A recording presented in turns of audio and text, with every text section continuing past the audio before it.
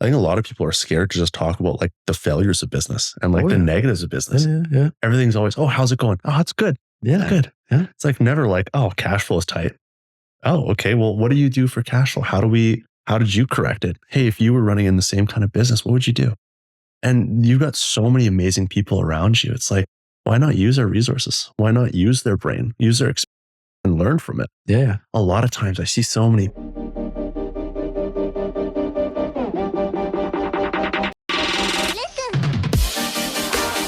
Hello, everybody. This is the Winning in Winnipeg podcast, where we talk to top performing business owners, executives, entrepreneurs, and local celebrities.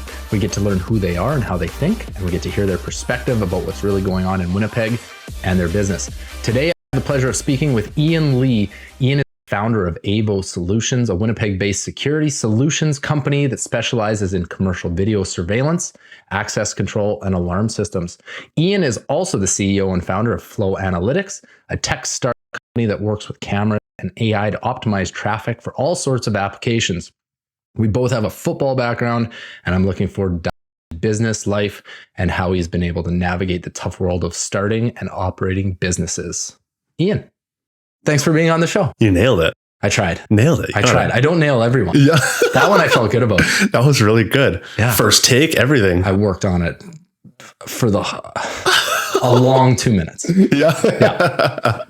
Okay. Well, thanks for being here. This is great. It's awesome. Thank you for having me. I'm looking forward to, now we've never really dived into your businesses and what you do and everything like that. So, a lot of people have told me you need to talk to this guy. He's very smart, very analytic. Nice. And when we get into the world of tech and AI and, it's really, really, really interesting, industry to be part of. Tough. Yeah. Also, but, you're doing some cool things. So let's dive in a little bit. Let's give some context though about who you are and kind of how you got here. Let's start first with your companies, what you run, what you do. Yeah. And then I want to hear about kind of high school on up. Awesome. Yeah. High school. You don't want childhood? I don't want childhood. I'm gonna dip into childhood every once in a while, like childhood traumas. Fathers, mothers, love it, all that kind of stuff. Yeah. Awesome. So Avo Solutions. I started. It's got to be July 31st of 2021. So we're coming up 3.5 years here. Okay, nice. So it was got into the industry itself. My family. I'll give you a little bit of history behind this. Is my grandpa was an immigrant from Trinidad, moved here 40, 50 years ago. Longer than that, 50, 60 years ago. As a cash register technician, came here, started fixing cash registers for companies. And then on the side, he'd buy old ones, fix them up and sell them for half the price. Nice. Offer the same warranty, and just started growing his business that way. Ended up growing that into a massive, basically, put a lot of other companies out of business, understood the side of value. And that's, again, something we'll touch on a little bit later as well. Okay. But they kind of got into it and ended up getting into the mechanical to electrical kind of transition. And then he got a supplier, ended up wholesaling across North America, Central America, and even some stuff in South America as well. What was the name of that company? They had so many names, Keystone Cash Registers, and it ended up being Optima, which it ended up being their own brand of cash registers. So nice. That's, long story short, that's how I got into the industry, because a security camera became an add-on to it, an add-on for value. Mm-hmm. This is the most important part of one of the biggest risks of like internal theft. External theft is people stealing from my cash register, because people with all cash.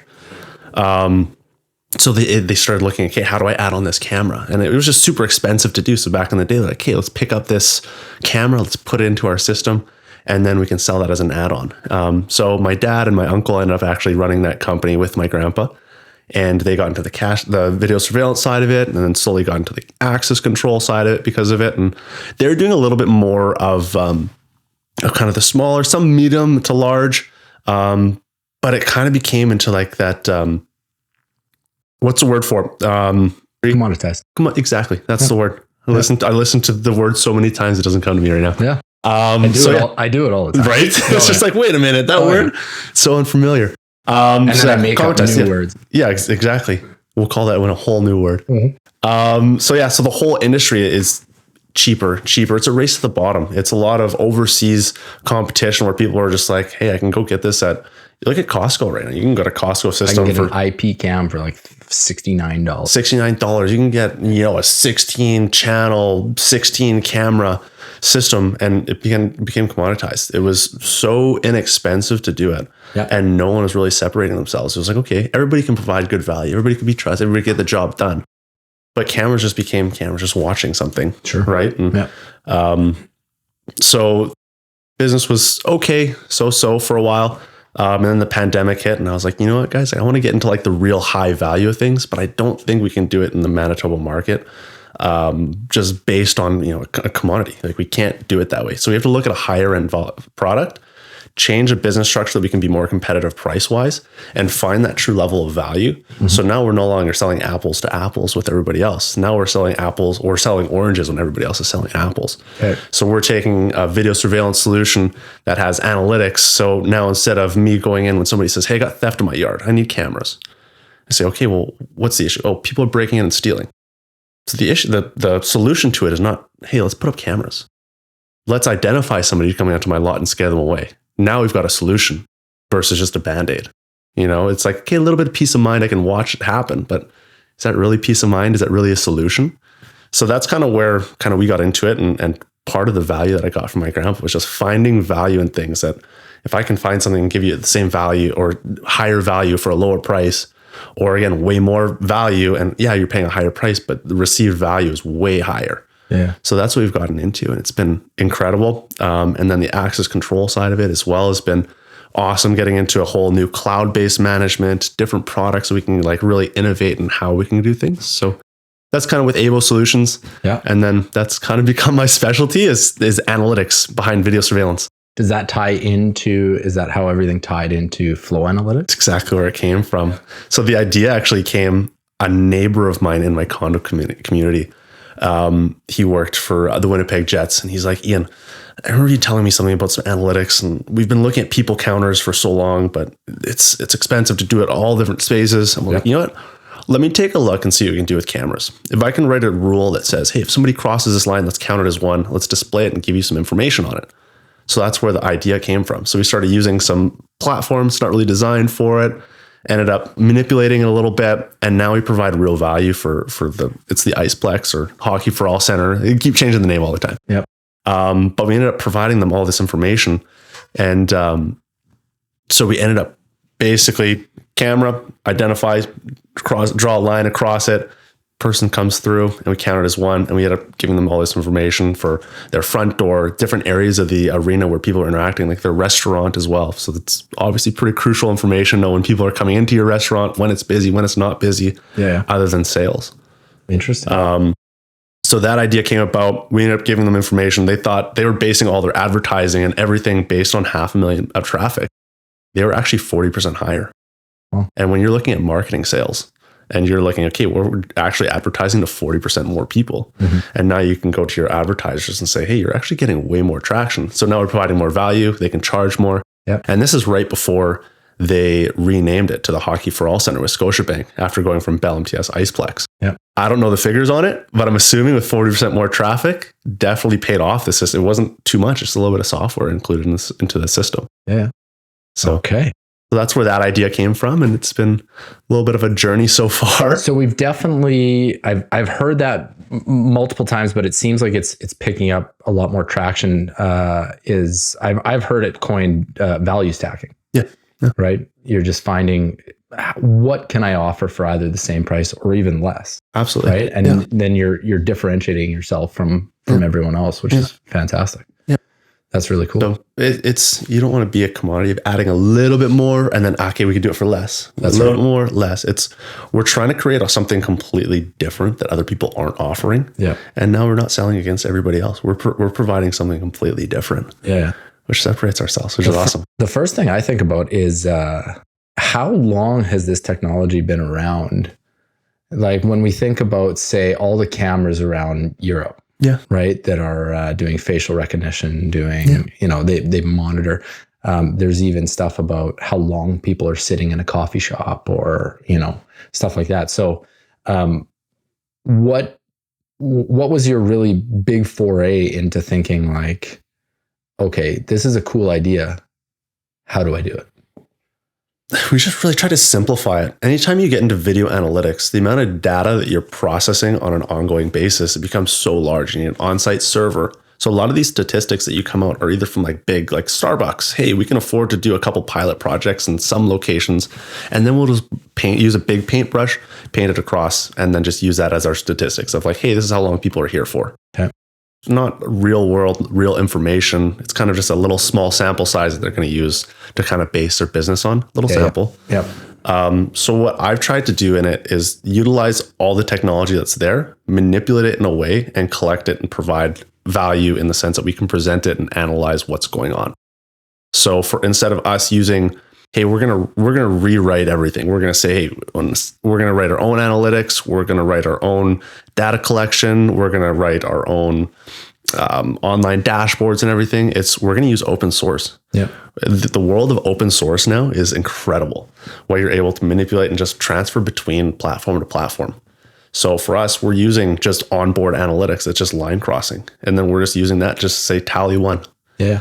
It's down to as simple as possible, which has been awesome. It's just like, it's such a simple idea that I'm trying to not overcomplicate it. Mm-hmm. We'll go through so many times back and forth. Okay, if we do this, then we do this. It's like, okay, guys, let's bring it back to where we're going. Let's make this a very simple, easy to understand, easy to collect information. Yeah. It doesn't need to be like, and this is, again, this is a whole nother topic with video surveillance of like, I was going to say, let's nerd out in a bit. Yeah, we'll nerd out in a bit here. But part of it is like, we need to collect data with being sensitive to privacy information. Mm-hmm. Because if I sit here and I try and develop and like, it's going to be a male that's 33 and like, he's got brown hair and this, it's like, okay, how much data are we trying to collect that's really relevant? Mm-hmm. And then again, on the privacy side of it, if I develop all this and all of a sudden Congress decides to flip a law like that, and they're like, you can't collect facial recognition. You can't collect this type of data about somebody. Right. Now my product's just out the door, right? So I'm just trying to start from square one, collect the easiest data possible. Yeah. And really we're just using a lot of the stuff that's already there and just manipulating in a way that provides, again, a lot of extra value on top of it. Yeah. No, very smart. I like that. Okay, so let's dive into a little bit about where you came from and how you even started thinking about this kind of stuff, other than learning it from Grandpa. Yeah, who seems like a stud. Okay, so you were St. Paul's, born and raised Winnipeg. Born and raised Winnipeg. Raised actually a few years, 8 years out in Niverville for a little bit. Okay, nice. A little country boy. Yeah. As a kid growing up, it was the greatest thing ever, man. Yeah. Just like, you get to ride your bike. There's no worries about anything else. Just ride your bike. When the lights come on home. And I feel like there didn't used to be worries back then, though.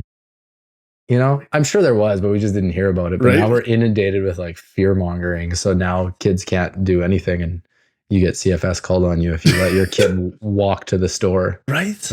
I remember just being a kid, just like hopping on my bike, riding like 15 minutes away. And there's the other part of it is I didn't have a cell phone. Mm-hmm. And it was like, if I need it, like my mom thinks I'm at this guy's house. Like, just call. You've got this home number. Like, you'll call. Or open up the phone book, find the last name. Yeah.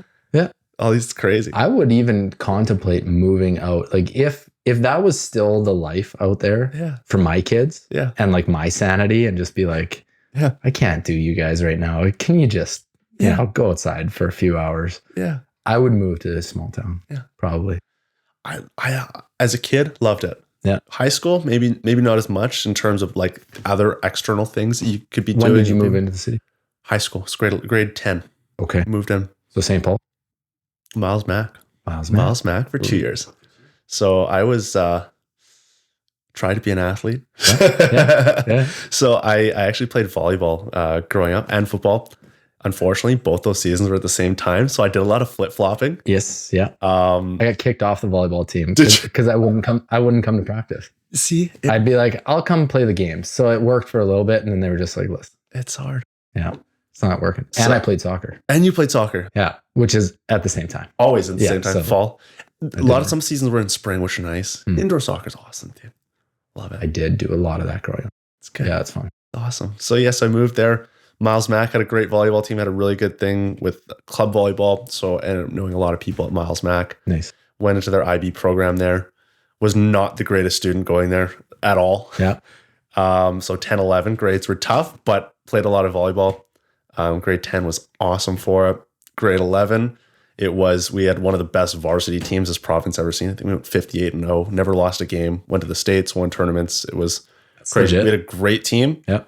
I was not starting. Yeah. So I ended up playing more football. I was like, hey, if I'm not playing, I'm going to go back. And that's when I rediscovered my love for football itself. So, I was like, you know what? Like, I definitely think I got a better chance with a scholarship. I'm a tall guy, like 6'2". So I was like, you know what? Like, this frame fits definitely much better for like a football player. Yeah. And I love playing football so much. So I was like, okay, I'm going to make the switch. I'm going to go to St. Paul's. So I ended up making a couple phone calls and ended up going down to St. Paul's. Nice. I think that was a big game changer in terms of my life, in terms of understanding how to study, being put in a whole different environment. Right. Where like you have to succeed. Like it's you're put in a situation where everyone else is studying for tests. Whereas, some public school stuff, it's you find the right crowd where it's like, I'm an athlete. I don't need to actually go to class. It's nice outside. I don't need to go. And then they kind of just like whip you into shape a little bit there, which has been awesome. Yeah. And then again, it's just part of the culture. It's like, dude, you've got to study for your tests. You have to do this. You have to take care of this. And they really teach you about responsibilities and things you have to do there, which was awesome. Yeah, I like that. So yeah. Very nice. Then played St. Paul's. Then you went U of M. One stop out east. Yeah. I took a semester at the University of Acadia. That's right. Okay. I went out there. They were one of the two schools that offered me out of high school. I was like, I went on a recruiting trip. I actually signed on my recruiting trip. I didn't take time to come back and consult. I was like, I had such a good time there. Good. I was like, you know what? I'll sign. I'm committing. I'm going to stay. Yeah. So I went out there. So their scouting team did a good job. Yeah. So it was awesome. I had one of the best times there. I met a lot of really good people. Yep. Got to experience being away from home at like 18, which is amazing. You kind of really learn how to be independent. I was very independent before, but really like, okay, like you got to like go make your own meals. You got to go to the gym. You got to do everything. And no one's there to hold your hand. And the football team a little bit in terms of, hey, come on, like you got to be here. But yeah, nice. It was awesome. And then came back to U of M, played for a year and played some rifle football after that. Yeah, you did. Oh yeah. Very nice. All Canadian. All Canadian there. Beautiful. Awesome. I played CJ. I was not an all Canadian. And speaking of the volleyball team, the Hilltops were very similar, very akin to that. Like they just kept winning. Yeah. We won. Oh my goodness, they were so good. I graduated in 2002. Okay. And so like 2003, 2004, 2005 and beyond. They just kept winning. They didn't lose when I was there. But I wasn't starting either. Yeah. And so you played the Hilltop. I did, yeah. You're from Sask? Is that area, right? Yeah. Yeah. Born and raised Saskatoon. And so Hilltops was great until I realized like, you're not really that fast. You're okay at catching. Yeah. And really, are you going to make it anywhere else than here? The team side of it's awesome.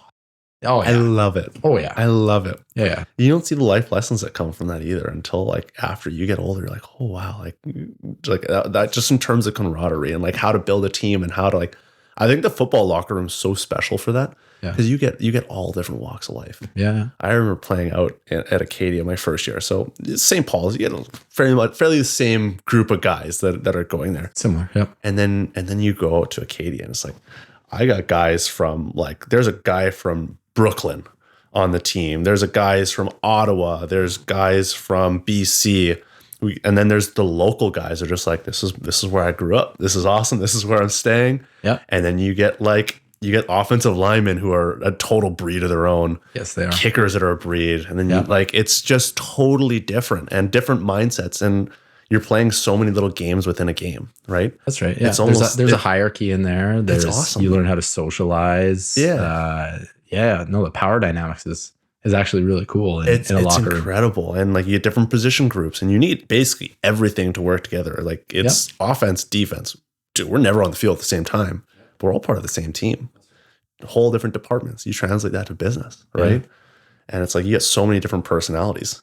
And you got a head coach who's got to be able to talk to every single one of them. Mm-hmm. He's got to be able to talk to his special teams coordinator. He's got to be able to talk to his quarterback's coach. He's got to be able to have a conversation with the fifth string defensive tackle that he sees potential in the next 2-3 years. He's got to be able to relate. He's got to be able to keep him motivated. Yeah. And it's like you see so many similarities between football, business, and how everything kind of comes together. And once you create that culture, sometimes those locker rooms are just incredible, man. They are.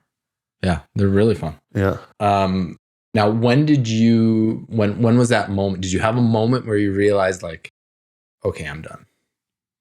I'm pretty vocal. So that's that whole rifles thing. I knew that was like, I knew what I wanted to do. I wanted to get into business. After U of M, I played a year there. Wasn't loving school. It's like, you know what? I can push my way through a couple classes here and be the guy who's like, you know what? Let me get my credit hours just so I can play. And I started working. I'm like, you know what? I really like working.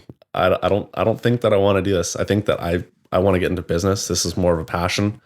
I like playing football, love playing football, always going to be dear to my heart.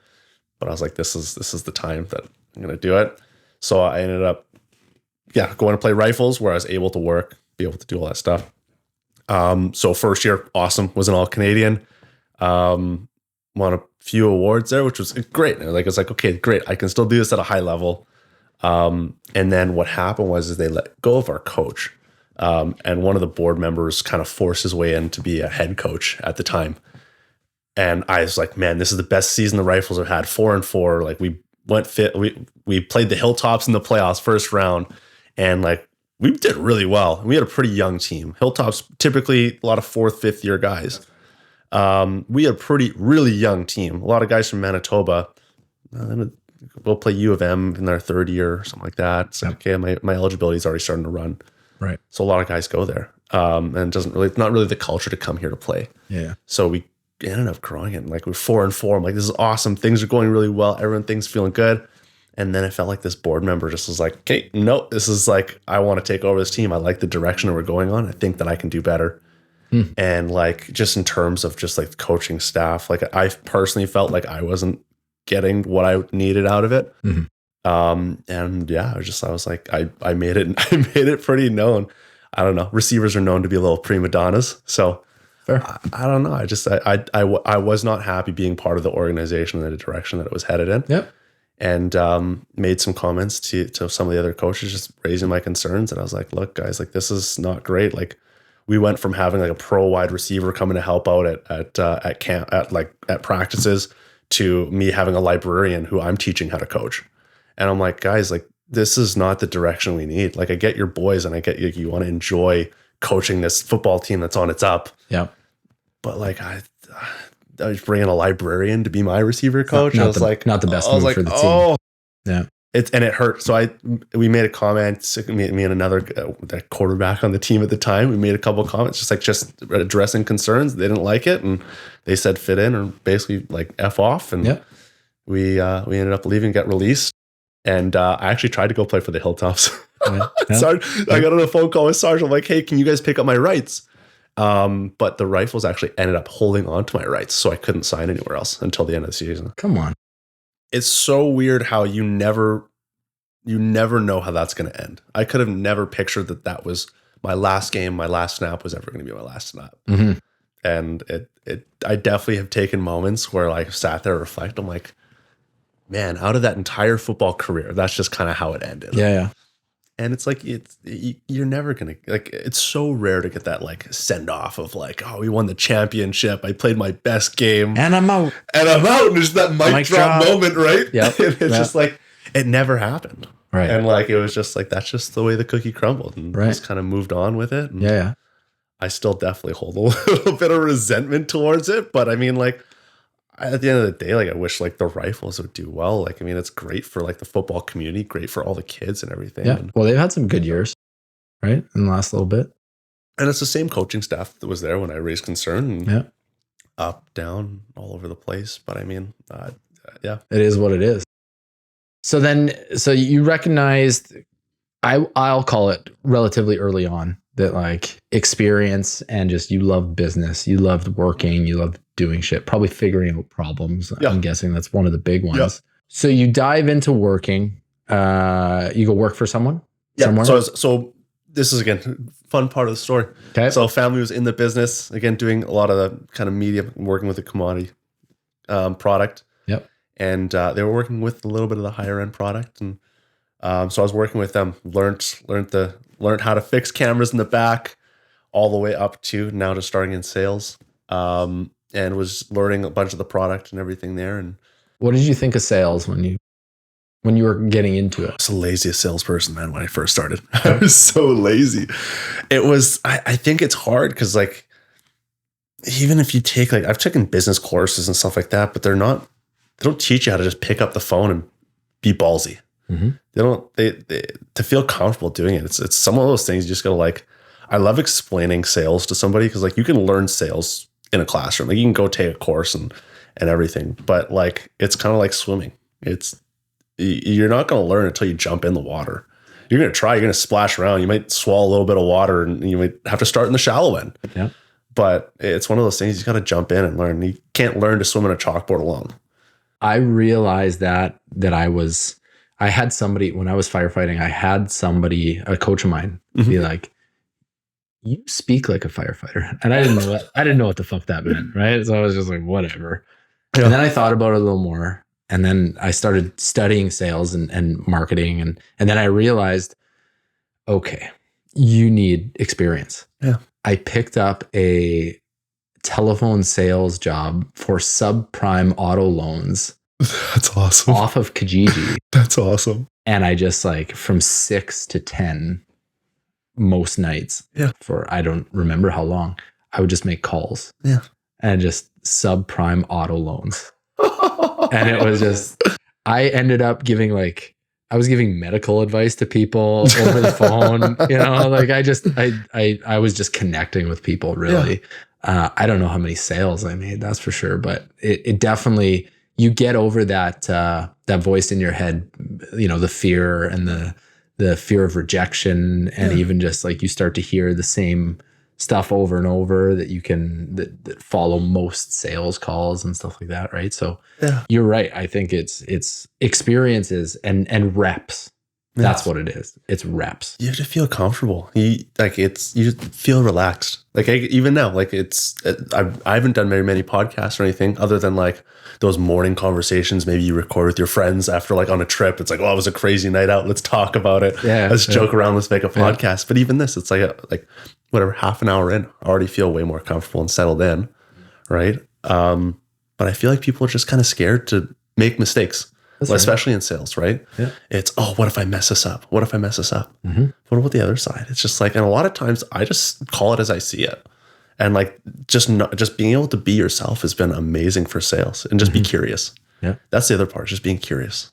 Well, that in general, in life. Yeah. If you're just yourself. Yeah. And also the value of honesty and authenticity is just, like, if you're not lying and you're being yourself, life is so much lighter. It's so easy. You don't have to remember shit that you've said, because you're just like, but right. This is told the truth. So it's probably easier to remember. Ever since ever since I got hit over the head real hard and just realized that was one of the biggest things affecting my life. Yeah. It's been a breeze since in that regards. I don't, we're going a little rabbit trail, but kind of the same thing with businesses, being a business owner. I think a lot of people are scared to just talk about, like, the failures of business and, like, the negatives of business. Yeah. Everything's always, oh, how's it going? Oh, it's good. Yeah. It's good. Yeah. It's like never like, oh, cash flow is tight. Oh, okay. Well, what do you do for cash flow? How did you correct it? Hey, if you were running in the same kind of business, what would you do? And you've got so many amazing people around you. It's like, why not use their resources? Why not use their brain, use their experiences and learn from it? Yeah. A lot of times I see so many people are like, oh, we made this, we did this. It's like, I made $50,000 today. And it's like, okay, well, no, you signed, like, a contract that it goes for 2 years worth $50,000. There's a lot of stuff that goes with it. Yeah. It's less about trying to impress somebody and more about just have the genuine conversations about business, that it's like, we're all in this together. We're all small business owners or medium business owners, or even if you're a CEO of a business or anything, you have different challenges that kind of all relate to it. Yeah. And I was part of a tech peer-to-peer advisory group. Okay. And it was the same thing. It was the most genuine conversations about, I don't know if I love this manager. This is what I thought the plan was for the future of my business. And just to like see business owners be vulnerable and the growth that came out of that for their business. Yeah. And it's just like, you can have it with your friends and everything about like your life. About, hey, this is not going well. But same thing with business. I feel like so many people kind of exaggerate or try and make it seem like they're doing so well all the time. Do you know why I think that's so effective? If you look at it like a roadmap, Yeah. if you're not honest about where you actually are, any advice given to you from anyone, if you're lying to them and be like, no, we're doing good. Yeah. This is it. This is what, any advice they give you is fucking worthless. It's true. Right? Because you're not telling them where you're starting. So Yeah. I'm in Saskatoon. I want to go to Winnipeg, but you're actually in BC. Yeah. It doesn't help. Exactly. Right. So I like that analogy. That's great. Yeah. So it's awesome. When it really doesn't help to sugarcoat stuff. It doesn't help. I mean, there's certain situations, and I'm actually really bad at this when it's like, how's it going? I'm like, fucking horrible. Today is horrible. You're that guy at the gym. I'm that guy and sometimes I got to reel it back hard when like the grocery store person's asking me and I'm just like, it's been a day. And I can tell that they're just like, oh no, I shouldn't have asked, Yeah, total 6374 is good for that way, sir. Yeah. We I would have never been able to tell you that my biggest headache in residential construction cost plus accounting. Not even accounting, bookkeeping. Really? And the processes and systems that go towards it. Yeah. And accrual accounting versus cash accounting. Like it's just and these are not things that I ever wanted to be good at or ever cared about. Yeah. And now I have to. And I'm just like, boy, it's a steep learning curve. God, yeah. Yeah. Yeah. So it's very interesting. And you're right that talking about failures and like that'll go way further. That'll get you further. Oh, yeah. When we start talking about our failures where we may be able to help each other versus like just trying to gloat or trying to sugarcoat things. Yeah.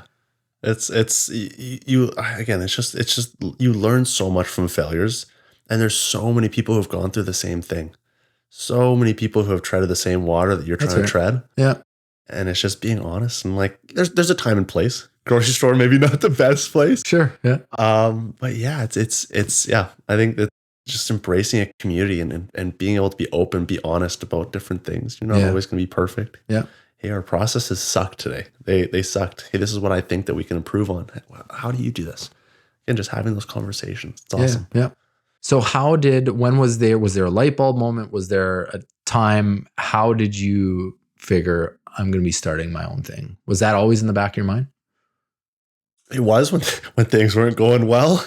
And again, maybe it just wasn't headed in the direction in terms of profitability. Did you enjoy being in a family business? It was interesting. Yeah. To say the least. I imagine. I don't think I could do it. It's interesting. There's definitely different dynamics in terms of hierarchy in the family that definitely play a role in it. Yep. There's always that little bit of an extra power struggle or ego side of it when you're in a family business. It's not easy, man. No. Especially whenever you want to make changes, right? Like now you don't start considering, hey, this is just employee one. Now you're thinking about employee one with child one, child two. These are my little cousins. These are, in my grandpa's case, these are my grandkids, I can't make a move to say, hey, let's do this, let's do that. Okay, we're going to take a little bit of risk here. You start considering a lot of different things on top of it. Grandkid too, you're not performing. You're right. You're exactly. Out. Get back in the back here, man.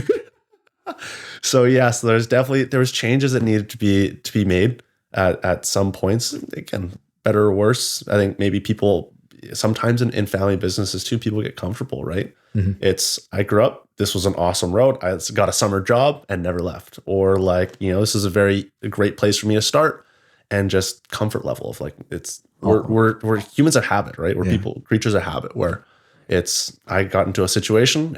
Why would I look somewhere else? It's great. So it's complacent as well. Yep. So I really wanted to kind of push the envelope in terms of the business model and again, to get out of a commodity. So we again, just trying to sell a higher end product in Winnipeg, as you being a higher end builder too, right? It's not the easiest place. Your clientele is not nearly as big as like a Vancouver or like a Toronto. So basically I was like, okay, how can I do this?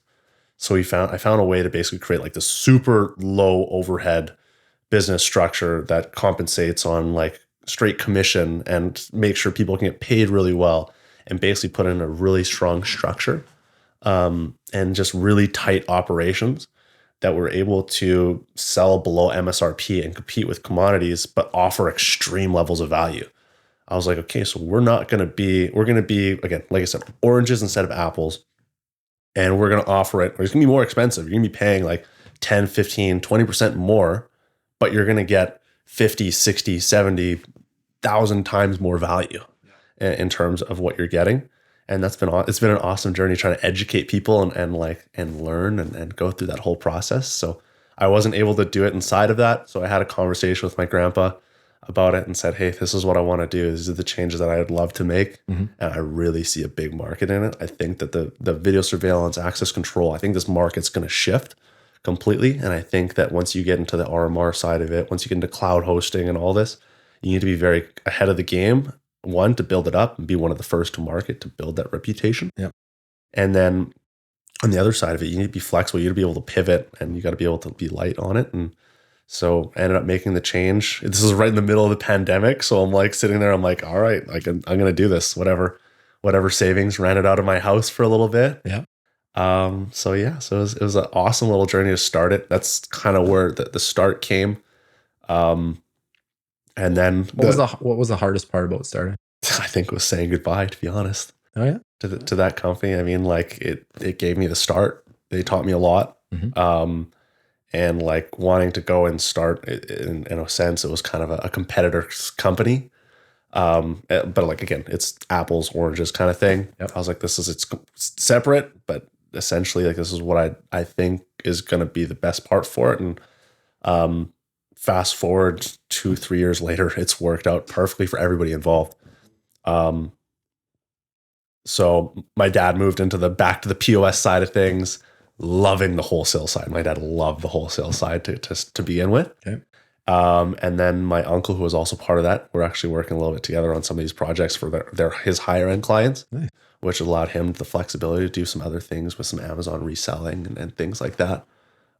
So everybody walked out of there a year later being like, this was great. This is awesome. We didn't need to be selling a commodity like this. Yep. And yeah, I think today everybody's like, hey, this is awesome. I'm glad that this happened. Everybody's happier on the other side. But it was definitely not the easiest decision at first.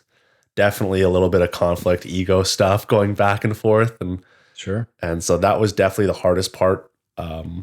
Was just being like, okay, like I don't get to see them every day at work. I don't get to work with, different people and or family and my dad, uncle, and all that stuff. Yeah. Also, I mean, every entrepreneur's, when you start your business, you're like, all right, day one, it's like, what do we do? Who do we call? So, oh shit. Right. And you're just like, I'm on my own. If I don't do this, then I'm whatever. I got nothing. I got a mortgage. I got basically that's what I got to take care of myself now. Yeah. So that part was also let's go hunting. Let's go hunting. So, and also, I mean, like I told you, I was a lazy salesperson back then. I understand. I knew my product really well. I knew what the value was. Yeah. I think I was lazy because I didn't know how to start. Okay. I didn't know how to start my sales process. Okay. I don't know who to contact. When you look at a pool of like 1,000 people, it's like, who do I call first? Right. And I think it's taken me a couple of years to just be like, I see a big task list and be like, okay, let's just start at number one and just go on from there. Clarity, prioritization, stuff like that. And now it's been the awesome journey of like, I mean, we took this from first little sale, trying to like sell some cameras to like an industrial lot. They had issues where people were breaking in. And like people they had an issue. One of them was like, hey, we got a truck stolen. We got cameras outside, but there's a truck stolen out of our lot. So I was like, okay, so value prop number one, like this truck is no longer like functioning. They got to go through insurance. They're down a truck. Yeah. How much value is that worth? Right. Now you got to deal with insurance. Your insurance rates are going up. How much is that worth? So if I can design a product that, uses video analytics and artificial intelligence, basically machine learning side of things, to identify a person on the lot, understand that it's after hours, trigger a siren and strobe, yell out a message, hey, alert, you're on a restricted area, and get people off the lot before they actually cause any damage. Yep. Now, how much is that value worth? Right. There's TikTok's fantastic for things other than burning as much time as possible. Yeah. I go on things for like deleting it and then on it, and deleting it and on it. Yeah. But one of the TikToks I saw, it's like, this is better than any business degree ever. It's like 2 books. And it's like the $1 Million Offer from Alex Hormozi. Yeah. And then there's one called Gap Selling by Keenan. I don't know the guy's last name. Keenan? It's on there. Whatever. Never heard of that one. Awesome. And it's all about the question why, and really learning your client's situation and finding that value gap. So this is where I was. He was at the point where he's like, I get people breaking into my lot, they're damaging my property, they're stealing my truck, or they're stealing catalytic converters, and this is where I am. Yeah. The gap where he wants to be is that not happening. So the gap is now, okay, well, like, how much am I willing to pay? How much is this costing me if I don't put this in? Yeah. And for him, it's like, okay, I'm losing wage on this truck not working. This truck is working for, he's making me money. Yeah. I'm paying for all the damaged property. I'm paying for this fence getting cut. I'm paying for these old cameras that aren't really doing too much for me. I'm paying for my insurance. I'm paying my deductible. So you pile that all up, and now I create a solution that can solve that for you for 50% of that cost. Mm-hmm. And it's like a one-time fee. You're not doing anything else because we're using machine learning to basically continue and optimize that. Yep. And so we went and proposed, and they're like, yeah, absolutely. We ended up doing it, and we ended up doing more cameras than they even thought they were going to do, mm-hmm. because we came up with a solution. And that's when I knew. I was like, okay, we got something. This is it. Like, this is exactly where we know we can learn how we can help somebody by leveraging analytics and leveraging a very easy to use platform. I love it. So that's kind of where the start was. And that was like, I think that was one of our first projects where we're just like, oh, I think I've got something here. Yeah. Sales is a funny, I shouldn't say funny. It's a very strategic thing when you look at it. I mean, you talked about talking to them and finding out the problem. What really helps is if you can paint a possibility of Yes. what things will look like. And then you create that path for them between the two, right? You're just bridging the gap between it, like you would a drawbridge. And here's how we're going to get to what I think the magic sauce is you twist the knife with what happens if you don't do this. Yes. Yeah. Right? Exactly as you said. It's what's this going to cost you? What's going to happen? And that's the knives waiting under the bridge mm-hmm. to say, here's what's going to happen if you don't change. Yeah. And that can be with, business and life are so similar, right? And really you can do that in relationships. You can do that with any story you're telling yourself, any problem, all of it is what happens if I don't change. Yeah. Yeah. So it's very neat that way. When you start, so I have a few questions. Yeah. Sales, marketing, branding, and business development. Yes. Okay. They all go hand in hand, but they're all very different. So you're coming in, you start a new thing. Where do you go first? Right? Where is Ian's focus once you actually are able to prioritize a little bit? Or is it just you spray and pray until you get a little traction somewhere? I definitely think there's a lot of research. Okay. For me, it's identifying value first. Do I have something here? And then for me, it was basically identifying a target market. Okay. Kind of going back to that TikTok business degree there. It was the Hormozi book there. It's like identify your market and specialize in it. Where can we identify all this extra value? So for flow, we'll go straight with flow. I think I did that. I would change how I did some of that one. But for us, I identified, Kate, this is where they need this information and this is where we can go with it. So I was like, Kate, flow is just basically the technology. I'm actually started another company in the past 3 weeks since we talked last. So that one is actually a full service side of things where we do the occupancy counting and then we actually sell the advertising revenue that goes with the traffic counting. Okay, yeah. So identify it, and then we specialize in it. We're like, okay, where are we going with this? Who does this help, and what value prop does it have? Yeah.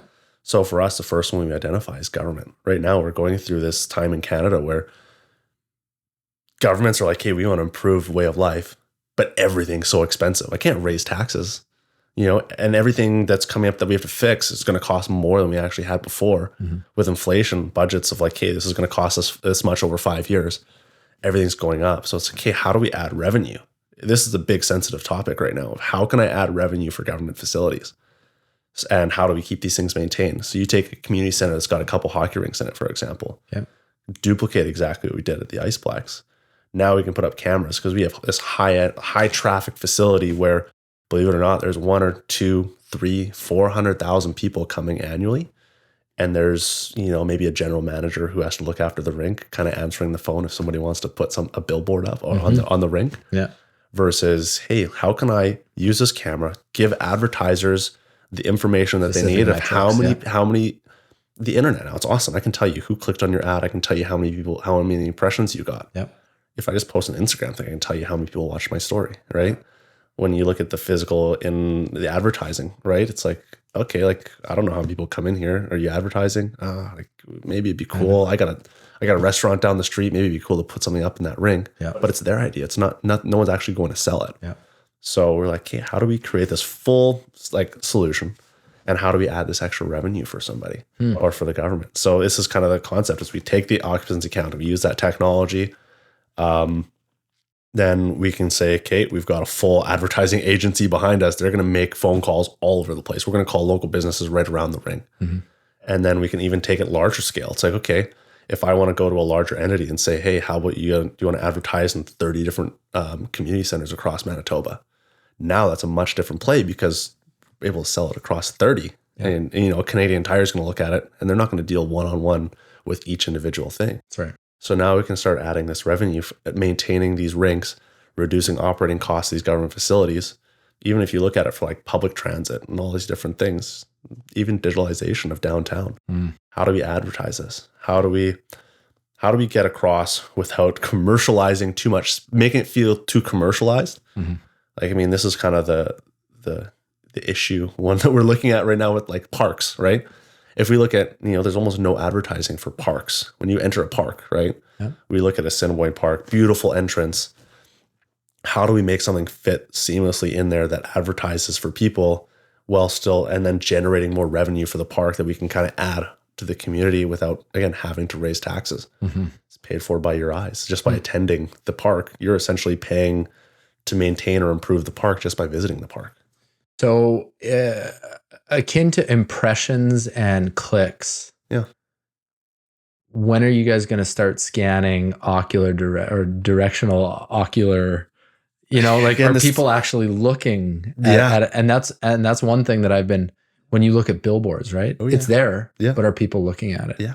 Right. And you can put different phone numbers, right? So then okay, this person is calling this billboard, right? That's one way to track it. But also your impressions is a big one. It's just how many people are actually looking, So this comes down to like, again, simplicity. Where do you draw the line of value? Do I just want to know how many people drive by it? And I can assume that, hey, 15% of people look at it. Right. Do we just do a bunch of surveys to see how do we get as much of this information? Say this many people actually looked at it. It's impossible to get complete, accurate information. Yep. Without, again, if you want to put in a camera that tracks eyes and everything, you're going to look at a $10,000, $15,000, $20,000 camera to try and do that. On top of writing analytics to try and do this. Right? Like you can do eye tracking software and different things like that. But now do that for a moving vehicle that's driving towards it. It's like on a drone. Right? It's like, it's crazy. It's like, okay, how do I logistically do that?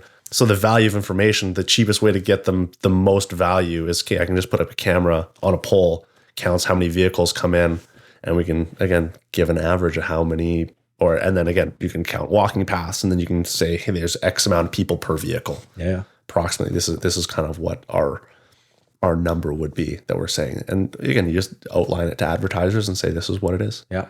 Right. And just being transparent and say, this is the information that we're providing you. Do you want to advertise? And a lot of times that's way more information than, hey, how many people do you have? Like, they didn't even know what the Iceplex, and that's a big organization. Right. Yeah. Say we're about 500,000. No, you're about 700,000. So, okay. The nice thing about podcasts too is we get all sorts of listeners, right? From experience to just starting out. Now, take me through it. There's not a lot of formal learning that took place before this, as far as where you are now, right? So how did you cut your teeth? How did you learn this stuff? How did you get started? Where was the biggest bang for your buck when you started to really dive into this? Other than, I mean, you had experience growing up kind of in the field, but you're branching out into a completely different world. You're finding value where there wasn't before. You're creating other opportunities. Tell me about, like, where does this come, or is it just this your learning? Like, is this your curiosity? It's curiosity. Okay. Honestly, like, everyone's got their own way. So, like, give advice and stuff like that. I'm not saying my way is the best way, or there's a million different paths that you can take, right? Alex Hormozy says, I can only talk about my experience. Exactly. Right? So it's so for me, it was like, man, there's times in life where things start to click. You start to find your purpose of why you start to do things. Okay. There's times in my business where, like, sometimes I was pretty uninterested. Mm-hmm. I was like, oh, I got to do this. I got to do that. Running your own business is exhausting sometimes. And it's like, I like how you say sometimes. Sometimes it's awesome. Like, there's perks and everything. And everyone's like, oh, it's awesome. You get to be your own boss. You get to work whenever you want to. It's like, yeah, but then I have to put in like 16-hour days, and then I got to worry about this and worry about that. And hey, do we have money for payroll? Do we have this? I got to make this investment. Oh, we got to pay taxes. We get taxes. And it's like, yeah, it's a little bit crazy. But I mean, yeah, it's just like, it's slowly just finding your purpose and finding what you enjoy. And then just digging into it, invest in it. Like, once you find something you enjoy, there's no time to waste, just invest in it. For me, I enjoy the conversation side. Like, I enjoy some of the nerdy stuff. I love building out operations. I love it. Like, if I can sit there and I can automate a whole process, I sit there and nerd out, and I'll be at my office until like 1, 2 in the morning, and just sit there and just be like, oh, I need to like optimize the way that this service ticket is going to send an email and do this. And it's like, by that, you mean you're breaking down every step of a process, every step of a process, and how it operates, and then whether or not you can duplicate that in a more efficient way. Yeah. And I'm infatuated by just like providing someone like an experience of like, okay, this is awesome. Right? Like you look and you kind of idolize like how Apple has presented like a product. It's like, this is the process, and like this is how you like guide from point A to point B, and how smooth like it's supposed to be. Mm-hmm. And like, I'm infatuated by the way like that is set up, and like how a whole process goes. Yeah. How do we go from like the very start of a conversation for my business, right? How do we start this conversation? What's the best process we can go, and how smoothly can we do it? And the amount of time I've spent just like designing like a quote form or something like that. It's like, hey, we're sending you a proposal. How does this look? How does somebody read it? And like to be able to go through it. But yeah, a little bit off topic of like all this stuff. But not at all. I think in terms of like, to kind of bring it back of like how you get going and find it, I think it's just really just never stop learning. Just find your curiosity, what you like enjoy. Yep. And push on. Like, life's too short, and there's so many people, there's so many opportunities in this world that you can always do what you love, as long as you decide that you want to invest in it. Yeah. If you like, I mean, there's people who I love juggling, and they end up being professional jugglers. I love magic. You know, people just love magic, and they're like, if you don't sit there and work on it and perfect it, you're never going to be one of the best magicians. Right. So it's like, if you find your passion and want to know what you want to do, it's like, just invest in it and be the best at it. Yeah. That's it. You can niche out on so many little things. Riches in the niches. Niches? Is it niche? No, we say niche. Niche? Americans say niche. See, I was listening. I'm an audiobook guy. I like listening to audiobooks when I drive. Yeah. I'm not a big reader. I never was, even as a kid. I force myself to read. Whether that's good or not, I don't know. No, it's good. But I'm more podcast than audiobook. I love it. Hearing the voice side of it, it's so nice. Yeah, I think that was Yeah. Kind of the main thing. It's just so you have these two companies now, the third that's vertically integrated as well, and it's all adding to more value, and which is fantastic. What's your day like? Like, what do you spend most of your time on? How do you divvy it up? this is the fun part. It's all over the place. Okay. I can, like I said, I'm kind of all operations and like trying to figure it out. Yeah. I try and structure days where it's like, you know what? This is when I want to work on this company. This is when I want to work on this. This is when I want to do this.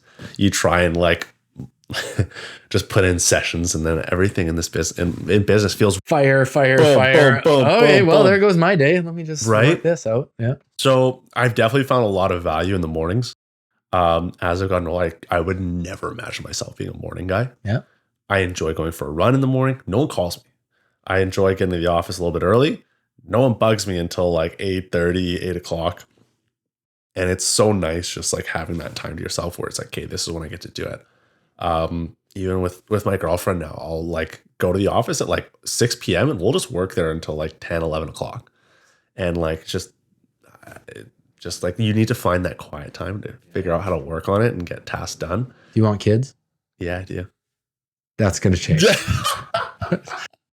Remember when I used to work out at the club at 5 a.m? Oh yeah. Yeah, that's changed very much. Oh yeah. So. Oh yeah. But I mean, that's part of life, right? That's just, I mean, it's like starting another business. Yeah. And just you starting back at zero. Got to make sure you like your business partner. You really, that is like, relationships and business partners is you got to be careful who you have kids with. And a business is like a kid, right? If you're starting it with someone. And quite frankly, the ugly part is like planning the divorce, contractually, I suppose. Yeah. But knowing, the values of the people, and it's 100%. There's so much to dig into, so many conversations, and I think kind of that business and relationship stuff too is kind of I don't know if it's been like the last like year or so where I've like again tried to be that like vulnerable side of it, of like having those conversations of things that are right, things that are wrong. And I found that in like business too, where like you have those conversations of things not going great, even in life. Like if you've got somebody you can talk to about like, hey, this is not going great, and just learn, hey, like this is what my problem is. This is okay. How do I feel? This is how I feel. Even like admitting it, it's like, hey man, I'm a little bit anxious right now. I'm a little bit nervous. Like, today's kind of sucked. And just being able to talk it out and be like, oh, okay, you just kind of like let that inner tension go. Mm-hmm. And you just end up being so much lighter at the end of the day. Someone once told me, pain divided is pain shared. Yeah. And thinking about that, like if you're keeping everything in and you're not telling anyone about all the anxiety and the pressure and all these craziness that's going on inside of you, it fucking kills you. Right. And that's where stress starts, and like it starts eating and manifesting physically, like, but telling someone about it and sharing, just like even getting it out and getting it out of you physically. Yeah. There's a huge difference. Oh yeah. It's incredible. Yeah. Tell me a little bit about your current, and whether it's going to change or not, but who is your ideal client right now? That's a good question. Being in the video surveillance market, almost feels like almost everybody's a client. Okay. So it's identifying who are the best clients, where is the money, where is, again, where do we add the most value to that? Like to find that gap. How much is that gap worth for what client? Mm-hmm. We're in the process of identifying it. We're trying to specialize in, and push into direction. So it's like industrial yards. That for us, like I've been giving you that example of like the identify it when somebody comes on the lot. Yep. That is like, boom, that's a great client. Falls in your wheelhouse. That's a great client. Yeah. Enterprise level clients, great. A lot of competition, but we're coming in with a great product. And I think we got an amazing manufacturer that supports us a lot. So big industry. Like, I mean, if we can start doing business in terms of the efficiency of time, like we do cameras for like Nintendo right now, which is the most nostalgic business move that I've ever made. Like us being able to go down there and see like a 7-foot Link statue in their in their warehouse and a bunch of Yoshi chairs and stuff like that. You walk in and everyone's just blowing in cartridges left and right. So like stuff like that, be able to deal with those enterprises, because again, we're in a market that typically like they pinch the beaver, like they're holding that nickel as long as they can. So part of our challenge is just identifying again, like that value that you can't say no, or you're willing just be like, hey, yeah, this is worth it. This is going to save me money. So we're still identifying a ton of different places. One of the big ones that we're identified right now, again, bolt on to the video surveillance side of it, is vape sensors with schools. We've got sensor, even like any public spaces. We're dealing with like St. Vital Mall. We're looking at the Forks. These are some more clients that we deal with, and schools, for example. Schools is the biggest one. In the bathroom, some schools are taking off bathroom doors, literally, so teachers can walk by and see if there's vape inside of there. It's getting insane, right? I can see an issue with that. A little bit. I mean, you still have the stall doors and everything, Yeah, I but get like, that. but still, I'm like, oh my goodness, this is getting insane. So we've done a couple pilot projects, and just simplicity. So like schools now have become a massive like target for us, just in terms of like they have a big problem. Yeah. We have got a great solution to it. Yeah. And it's something that works. So it's continue evolving, and we live in a place where things change, crime changes. You gotta like the whole crime side of it just like completely changes all the time. Be like, okay, all of a sudden it's like catalytic converters. These are hot. Like everyone's trying to steal catalytic converters. Now auto body shops are one of our main clients. And then, the next day it's like, okay, now it's going to be, they're stealing stuff from municipal buildings. Okay, now government's a big identifier for us. So that the demand definitely moves. And as we identify different uses of our products and stuff like that, like when we work with a product as versatile as it is, yep, it definitely just find new ways and new clientele of how we can do it. And we've got a great relationship with our manufacturer. We'll sit down, we'll just like, this is the use case. What can we do? How can we, like, what are their pain points? What are they doing? How can we add more value to it and make ourselves stand out? So because AI and tech, yeah, almost synonymous, but very different. Yeah. Right. As they emerge, like shit's going crazy, really, especially with AI. Yeah. So using your own personal context and experience, where is AI currently within your space, and where's it going? Everyone likes to throw out the word AI. It's almost become like more of a branding term than actual, like, what is it? It's just a computer figuring things out from like its own database and trying to just give you results that you can understand, right? So our industry, essentially, it's in video analytics. It's, here's a reference. This is the way that a human moves. Now identify that in live video. And so that's what they've baked into a lot of like video surveillance and cameras, stuff like that. So you get AI, motion detection, this animal, exactly. Human. So it's like an analytic. An analytic is just like, again, a computer is just a reference. This is how this happens. Tell me if this happens again. So that's the space that it's in now. So it's just creating more and more analytics that, again, you want to create something that's so generalized. So if I create something that says, just tell me when there's a human, that's like one of the biggest things for us that gives us value. Is there a person present? So that's where it is now. We can actually take it down further into metadata of like, how much money do they have? Yeah, exactly. What's their social insurance number? How big is their wallet? Yeah. So we can actually do like male, female. Is it perfect? No, it's just taking reference images. It's taking a database that has to be somewhat scalable, that it's not using so much processing power. Because again, there's value between, is this going to be, do I need to take 1 million reference images, or do I need to take 1 billion? Right. And look at how much more processing power that is. Right. Or is it just, hey, do I take 1,000 and give you a rough guess? Is this a male or female? Yeah. Red shirt, I can do shirt color. We can do pant color. We can do hair color, I think is one of them. There's actually a manufacturer in China that's the biggest in the world. Very dangerous, very crazy. We can nerd out about this in a bit because it's the craziest thing. The largest video surveillance manufacturer in the world, that's all over the city, all over everywhere, is owned by the Chinese government. Okay. We'll nerd out about that one in a little bit, but that one's crazy. The fact that's a thing, and very little known. Like it's crazy. That one got in trouble because that one actually identified like race. So if you were like not Chinese in China, this camera's picking up, be like, oh, this is a foreigner, and they know exactly where you are. Yeah.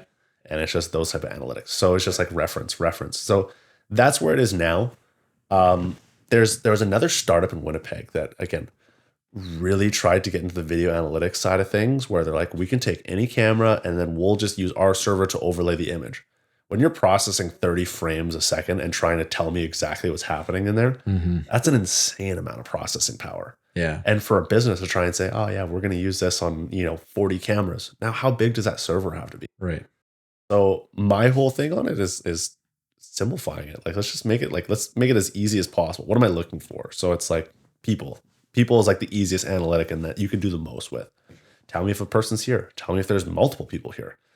When I'm searching for footage, I don't want to use the old school like VCR plus press fast forward and just watch. If I want to watch 8 hours of film, but then fast forwarding it 8 times, it's still going to take me an hour to watch 8 hours. Yeah. Right. Just show me what happened. Right. Just show me. Just show me the results whenever a person was here. Yeah. If there's a person loitering for 3 minutes, how can I do this? Okay, great. Like if someone's in a store and I want to say, hey, somebody's loitering in this corner, let me know, and then I can buzz a sales associate. Yeah. Great. Awesome. Like that's an analytic that adds value. So I think we're going to be in a time where everything's going to go over the top and someone's going to produce something so incredible, but there's just no value to it because it costs too much. Right? Yeah. It's like you can make a house out of pure gold. Is there value to that? Versus like Trump thinks so. Yeah. There's one person, you got a client. That's true. But how many clients? That's the $100 hot dog. This is going to be the scale of it. It's like, how can we process it? And it's the same thing with storage and stuff like that too on your phone. How can we, it's much as it is about developing better, it's how can we do things more efficiently? Because, it's going to take so much processing power. How do we reduce that? We want to do all this. Okay, how do we reduce that processing power? It's the same thing with batteries nowadays. You see with cars, right? You saw, like I've got a Tesla outside. The biggest thing is, okay, well, now we need to mine for the batteries. How do we, we're going to run out of battery stuff now. Lithium is like not the safest to mine. And like, how much is it, costing to do that? So it's how do we make batteries more efficient? If we can cut down a battery to half the size or double the amount of distance on it, now that's a big innovation, right? So as much of like innovation of doing more, there's a lot of innovation in actually doing less. Yeah. In respect to business development and growing your business, where have you found that you've been getting your biggest return with your focus on what you're doing? It's in my business alone. It's business development has been people. As in networking or networking, and then my internal team. My biggest return is always my people internally. It's the same way that I've developed a business where I want people to make it feel like it's their own business. So I've got my guys, like they're on straight commission. I want them to feel like it's their business. I give them control to control their margins. I give them control to sell to who they want to sell, but we give them guidance. And part of that is like sitting down and brainstorming with them about, okay, if it is your business, it's your money. If you don't sell, like we can't pay you. So in terms of business development and stuff like that, I mean, my team's been awesome for that. Like where we sit there and we'll just go through brainstorm and push different things. So, there's the business development in terms of that sales side, and then just the internal development of just being creative, thinking of different ways that we can add different value and do different things. And so that's kind of been the way that we've been dealing with kind of the business development side of things and growing it. And obviously with the different companies, you're just finding different value. And I guess maybe you just have to be in a different pot just to make it make sense and different owners and stuff. But it's kind of where we've been for business development and growth. But we're in that fun stage now where we're not just one or two employees. We actually have to have systems. We have to have different things. So this has been a challenge in terms of the growth side. Yeah. It's a good problem. It's crazy, man. Like, it's like creating roles. I didn't realize like, I need help with this. Okay. I want to hire somebody for it. What do they do? I need to create a role. I don't really know. What do you do? How's your day-to-day work? How do you know what to do? Right? Like when I wake up, I don't know what I'm doing all the time. Like I just figure it out. It's like, how do I make sure that we work cohesively as a team to try and figure that out? That's right. That's been crazy. That's been such a crazy process. Understanding how Ian works is an issue in itself, let alone being like, okay, these parameters that I'm thinking of for this process, how is someone else going to come in with the way that they're operating and function within this, right? Is it general enough? Is it specific enough? Right? Like there's so many different variables in there. Yeah. I'm processes and I love them. Yeah. And I think it's amazing. I hate thinking about them. Like it's just, well, let's sit down and think about exactly all the steps it's taken. And I'm just like, you need to like, yeah, it's crazy. You need to like do this. And then when this happens, do this. That's right. And then when this happens, do this. Yeah. But if this person calls it, then start back here. And it's like, oh my goodness, there's so many different. If this, then that. Yeah. Right. Yeah. I had to do that. We were building an automation. So we got that Canadian digital adoption grant. Yep. And we used ours on an automation between like project management software and our our QuickBooks. Basically, we do all of our estimates and POs and all that stuff through. Which PM software did you use?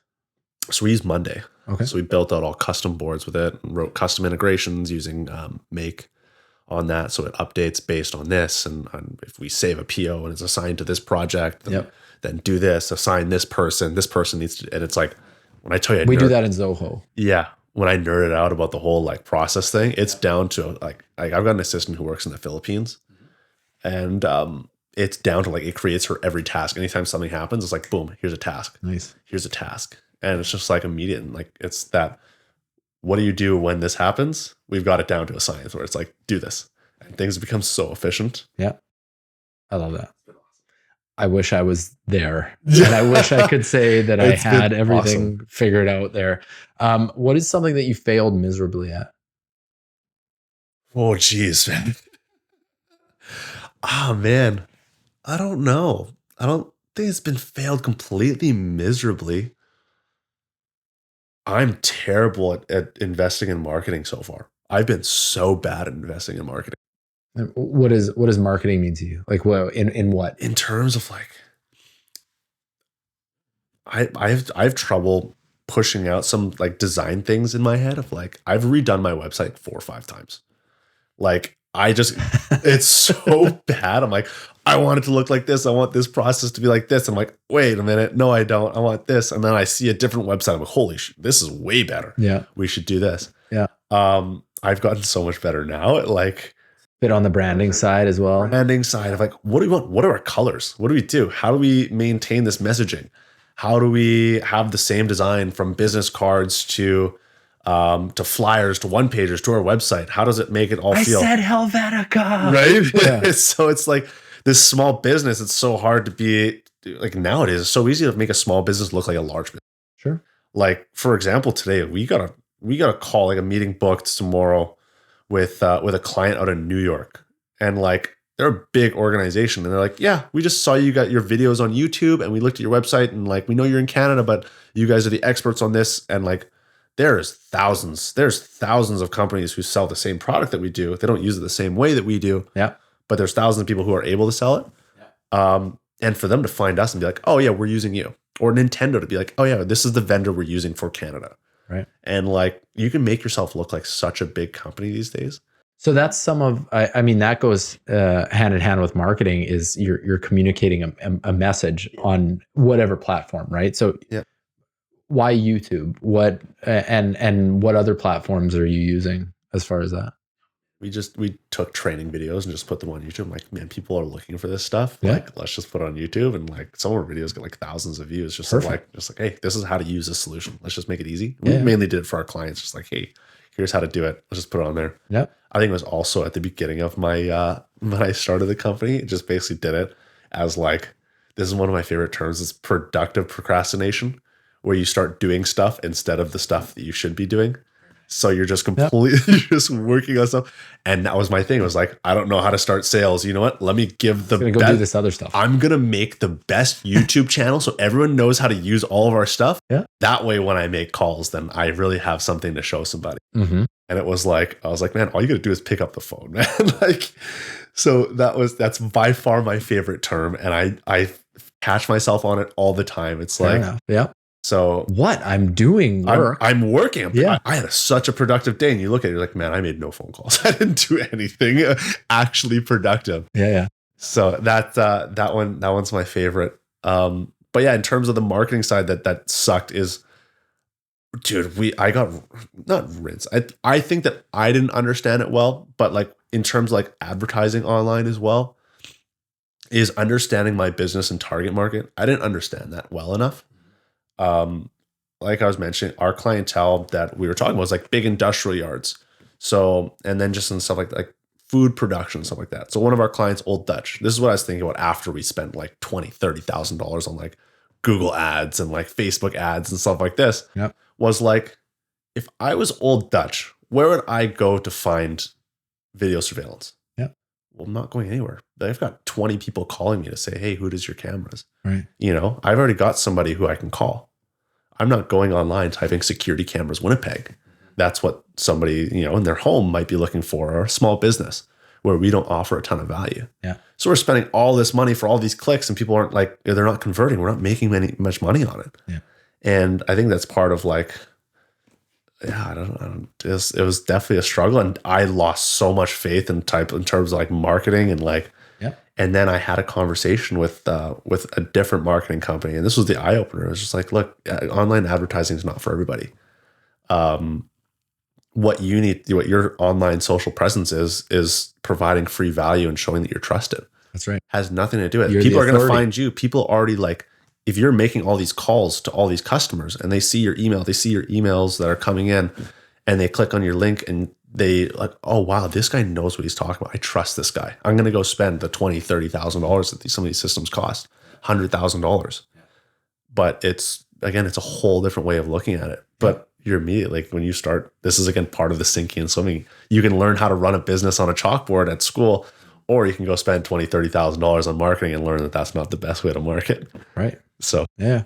Well, it's splash around, swallow some water. It was just an expensive gulp. That's right. But yeah, you learn so much on it. Yeah, I think you nailed it right there, where specific types of advertising and marketing are not for everyone. Generalized, you know, just the what you do for a $2 widget is not the same as you do for a $2 service or a $2 million service, right? Absolutely. And that's, I mean, I learned that the hard way too, right? Is that, you know, we offer a very high end service. Yeah.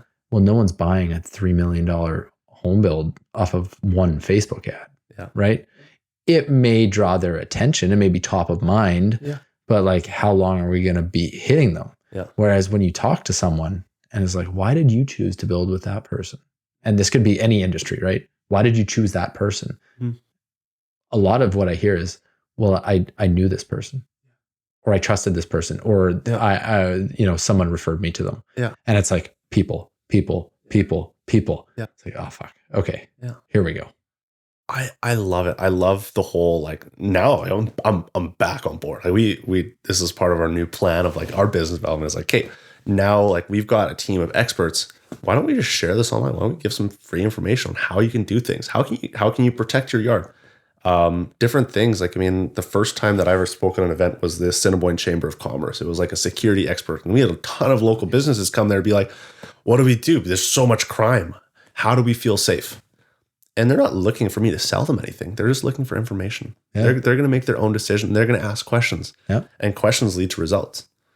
And that was probably the best thing that ever happened, was just sitting there and just listening to their problems and listening to see what's there, and just providing expertise. Right. I really like the so Alex Hormozi, I listen to a ton. I love both of them, Leila and Alex. Gary Vee is a big one too. Yeah. And what some of the prevailing advice is like, give all the ingredients and then sell the recipe. Yeah. Right. Like, people want you to do so you can give them everything. Right? Everything for free. Here's how you do this. Here's how you do this. Here's how you do this. But I can do it all, and I'm going to do it systematically, and I'm going to do it right. Yeah. You know, it's kind of that thing. Like, just give everything away. The people are lazy, right? Oh, yeah. Especially if it's not their business. Like, if that's not their passion, they're never going to be as passionate about it as you are. Yeah. So they're going to do a few things and they might get a few results. Yeah. But like if it's still not working, they're coming back to Ian Lee being like, hey, I did this, this, and this, but I need your help. Yeah. Yeah. It's awesome in terms of like just providing that expertise. I think even like with like a home builder, like content that I'd love to see, I'd be like, oh wow, I like these guys. Because all of it's just like, trust, feel, right? And exactly what you're saying is like I had a person, or like I just trusted somebody to do this. Yep. It's like you think it's so minuscule, but I see us now. My girlfriend's got like a social media marketing company. Nice. So you see like the way that she like looks at it. And it's like for like a home builder, I'm like, it's not putting out like the cheesy video of like, hey, are you looking to build a house? Build It's with like, me. Build with me. Yeah. Like, and now it's like you look at the other side of it. It's like the little tiny things that people look for, appreciate in a home. It's like here, like these are the best sounding like door closers, or like this is the best sounding latches. It's like, oh wow, like whatever. It's like, okay, this is how this door hardware sounds, or whatever. Or like here's some of the finishes that we use, and it's like what such shareable little things. It was like, oh, I like that. That looks really cool. Yeah, and it's like, yeah, we just try and find different ways to like present things that people are interested in. And it's like, wow, that's high end. That's really nice. Yeah. Oh, that's that builder, Yeah. you know? Right. And it's just like, yeah, it's really just the simple things that people look at in homes or don't even notice. Right. That's right. Until you put it out in front of them. Let's talk about Winnipeg for a little bit. Winnipeg. Love it. Do you think, so we'll get into what you like about Winnipeg. In your industry, yes, is it easier, harder, or the same to be based in Winnipeg? It's the same. Yeah. It's the same. Our business model is very much just like, sales expert. And then we subcontract all of our labor. Yeah. We can get any electrician across the world to install our stuff. Nice. And like our expertise, as long as we get it online, as long as we get an internet connection, we can remote in, configure pretty much everything, help them out remotely. Beautiful. So we've got no issues. Like we've got deployments in Vancouver. The border is not a problem to you. No issues. Yeah. Based in Winnipeg, like rent's pretty cheap, right? it's pretty easy. Everything's pretty cheap right? comparatively. Right? Yeah. Yeah, and also there's a great business community here. There's a very supportive business community. A lot of really, really good people here, which has been awesome. Yep. I think in somebody explained the way that Winnipeg people are. That was awesome. It was like in Vancouver, the worst part about being in Vancouver is not necessarily the weather or anything else like that. It's the people. You're always surrounded by people. You're always crowded by traffic. Meanwhile, it's like you come to Winnipeg. It's like the worst thing in wintertime is like the cold. And we're kind of just, and that's not the people. Right. So you're just like not really annoyed by people. So you're a little more patient, you're a little bit more giving, and a little bit more community of like, hey, we're in this together. We're going through this -40 together. Pain shared. Exactly. Right. Yeah. That's a full circle. It's like, yeah, pain shared. It's like, yeah, it's awesome. Toronto or New York, you're just surrounded by people like, oh, all the person's time. running. Oh, this traffic is crazy. Oh, there's such long lines. This place is always busy. Meanwhile, it's here. It's pretty laid back. It's pretty relaxed. And you got really accepting people. Yeah. It's pretty easy to have a conversation here too. People aren't as ignorant or anything like that as well. Or egotistical. Yeah, exactly. Yeah. So your favorite part about Winnipeg, like what's keeping you here? Because you have pretty much a nomadic business, right? You could be all over the place. You could probably be operating from anywhere. Why are you still in Winnipeg?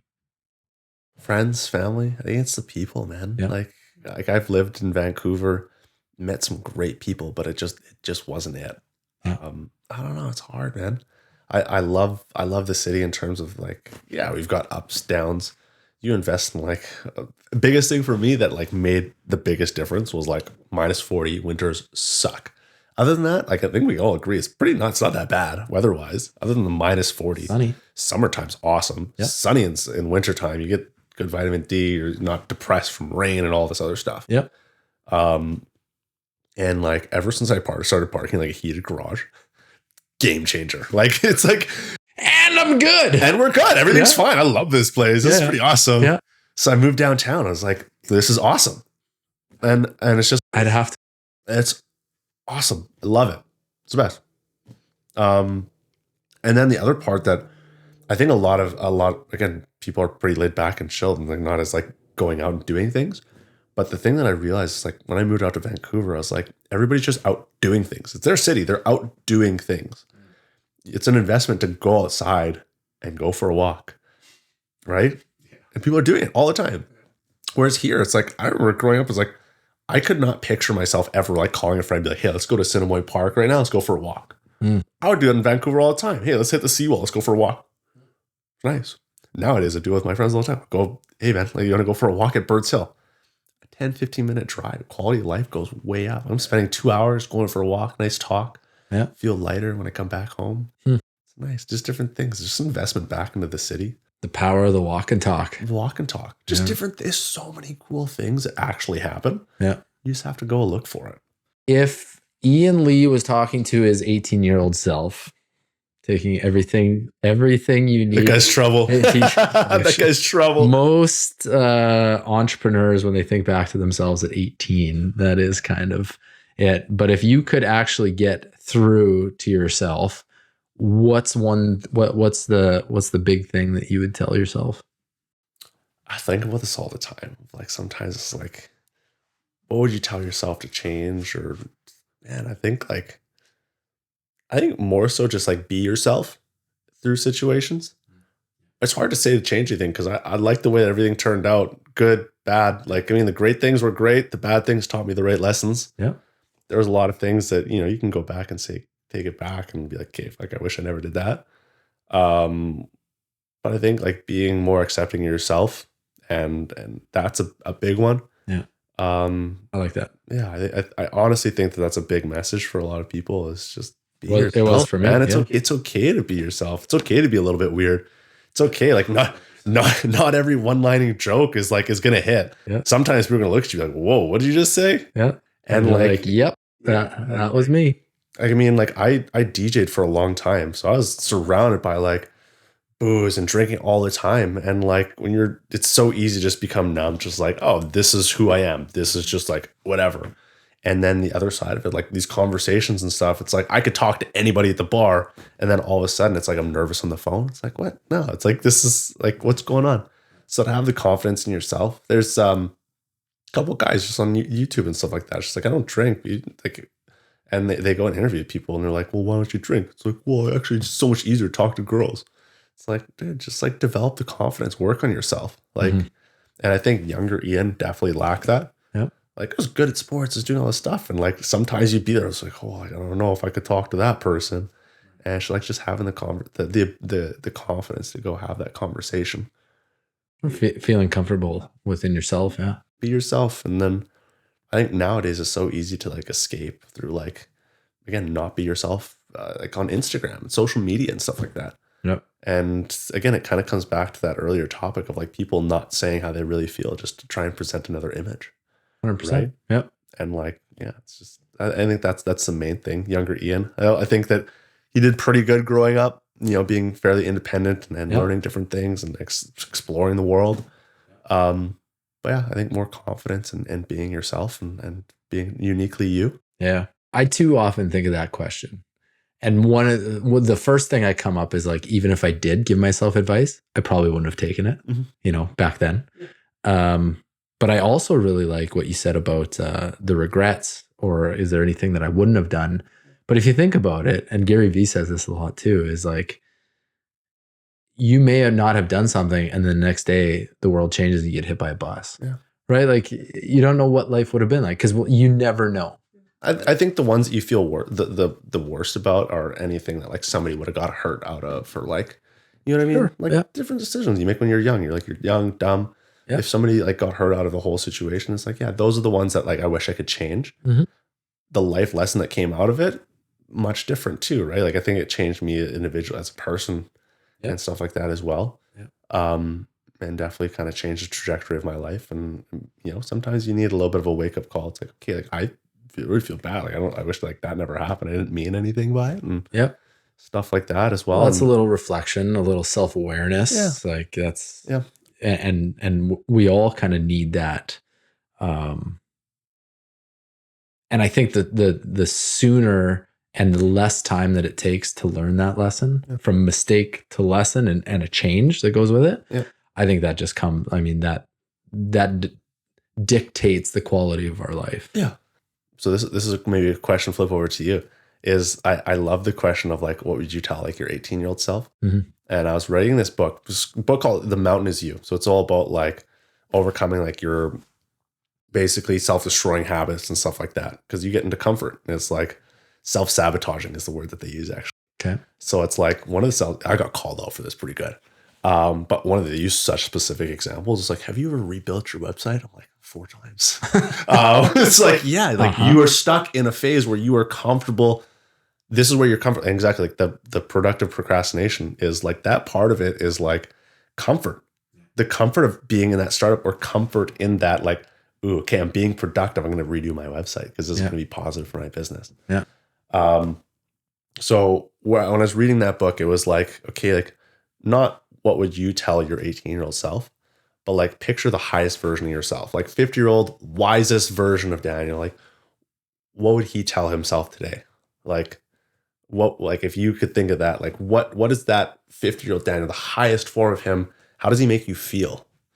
And I think that was a really powerful one of like a now reflection of like, how do I, it's kind of like a goal. Like if I think of that's the highest person, like that's the person that I want my kids to see when they talk about their dad, is like, who is that person? Like the wisest version of yourself. What you would picture like wise, or what you would want your kids to look at you as. Yeah. Yeah. What would that person be like for you? Oh man. How does that person make you feel? Yeah, that's loaded. Yeah. And I think there's a bunch of different aspects to that. There's like there's the physical side, there's the emotional side, there's the spiritual side. Wise means a lot of different things for me, but definitely, I mean, there's some overlying values that I currently value that I think if they could be even bigger within that person, somebody that's truly authentic and honest, and that can truly love from a place that is just like unadulterated, or just like, deeply. Yeah. I think about this often as far as like what sets, especially men. I mean, we're men, right? So I think about what sets men apart, right? Why would somebody say like, that guy's solid, right? Versus, someone that they see and they're just like, he's from there. What kind of things do you have to do then? I think that's also, that's been reflective in the last, I would say probably, I mean, I'm 40 this year. And so I would say 40 this year? Yeah. Yeah. I wish I looked that good when I'm 40. I moisturize.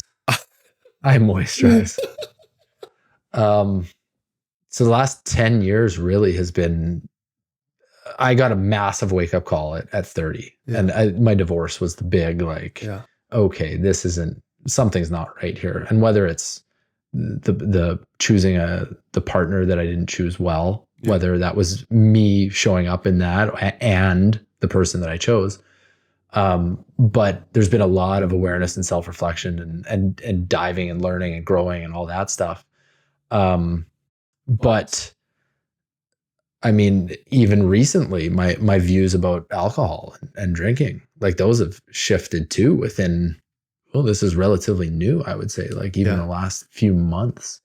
You look at it and just like, okay, well, that's not, not only why did I do that, but why would I keep doing that? Yeah. And so I think that the highest version of myself, at least in that, is just like somebody who's very consistent, someone who's like the rock, like that solid figure in all facets of life. Yeah.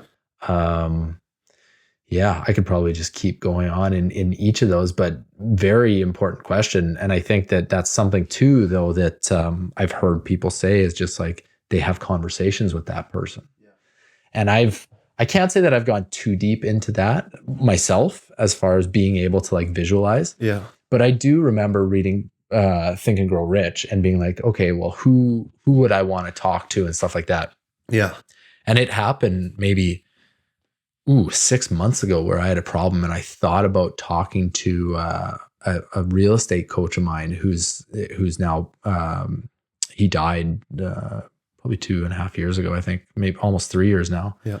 And I had a conversation with him, and I remember him saying, "You dummy, why don't you just do this?" And I was like, "Oh shit.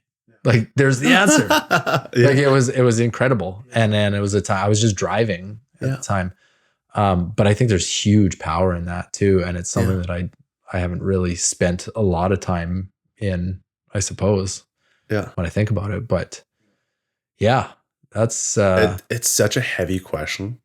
And this is, again, part of it is I try not to read too many books or try and invest too many stuff, just because I feel like you just need to study them and really push into like the concepts and everything that they're pushing towards. Yep. And their ideas. Yep. And that one was a heavy one. That one took a while. I don't like writing, I don't like reading. But that one I had to like write for a while and be like, how does this person make you feel? Yeah. And like that was like that, I think that really changed a lot of things for me as well. Of like, who's this person? Who's this? Who do you want to be?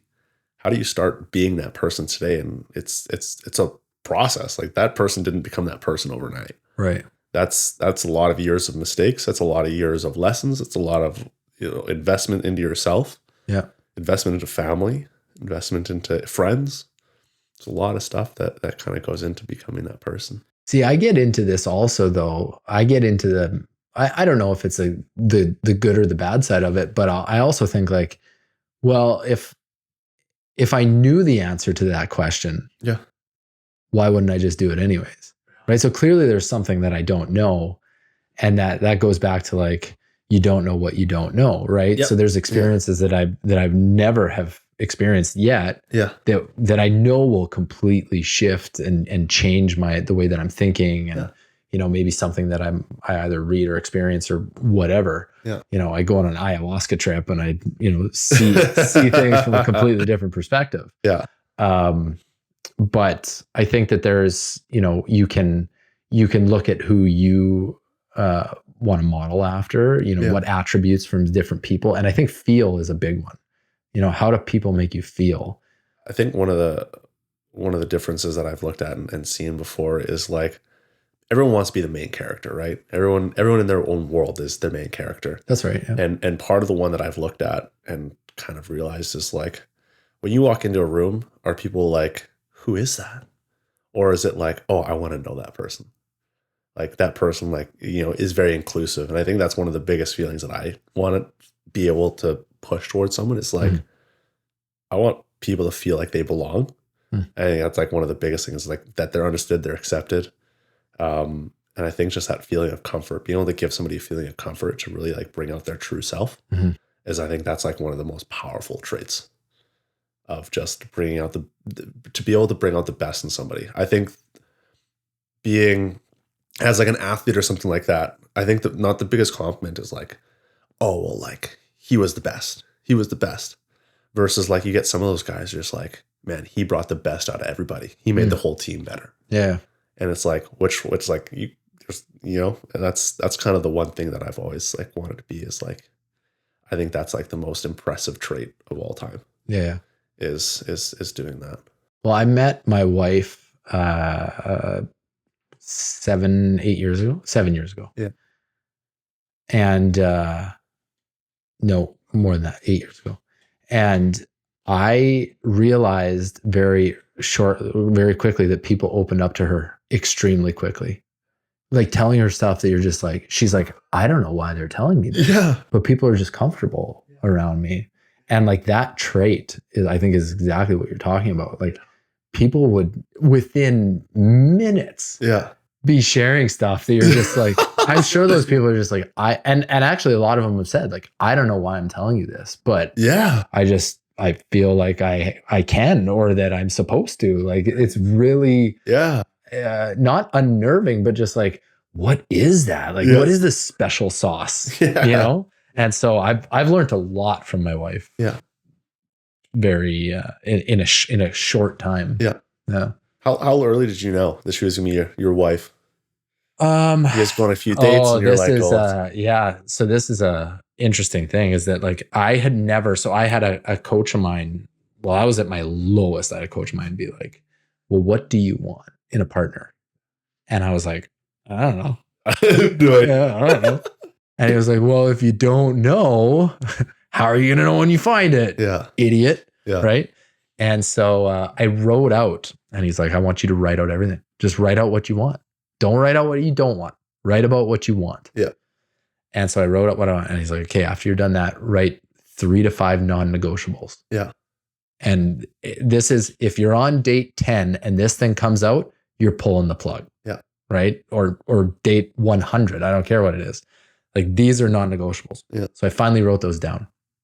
Within 6 months of doing that, I was sitting at Stella's one morning, Sunday morning, and this girl walks up to my table, sitting there with my little 2-year-old son, and starts talking to me. And I was like, oh, yeah, whatever. Extremely gorgeous, but I had no time for it. Yeah. And then as I got to know her, I was asking her very specific questions about those things. Yeah. And so the second that I knew that she had hit not only those non-negotiables, but also all the other things on that list, like there wasn't one that wasn't hit. Yeah. And I was just like, well, that's like, oh boy. Yeah. You know, and that was it. So yeah, it didn't take long, but I think it's because I and same thing with business. If you get clear and you prioritize what you want and what's important, things get very easy. Yeah. And the world goes very quiet, and there's no real voices. You don't want to do other things. Like, it's just, I was very clear about what I wanted, and that was that. And it made everything so much easier. Yeah. Oh, it was incredible. Like that 6 months was just like, well, figure out what you want then, stupid. And I'd never done that. Yeah. It's like going to the grocery store with no list. You end up grabbing all the stuff that you don't need. You grab a bag of chips. You're like, oh, this is good for now. Right? Yeah. No, it was very, that was incredible. And then not only that, like the stuff that I've learned since is just crazy. Do you think like right person, right time kind of thing? Like in terms of one of the things that I look at right now, and I've had conversations with my girlfriend now about this. Yeah. It's like, if you would have met me like 6 months ago, would this have worked out? Right. And that to me, I was like, oh, that's a pretty crazy question, because I don't think the answer is yes. I'm right on board with you.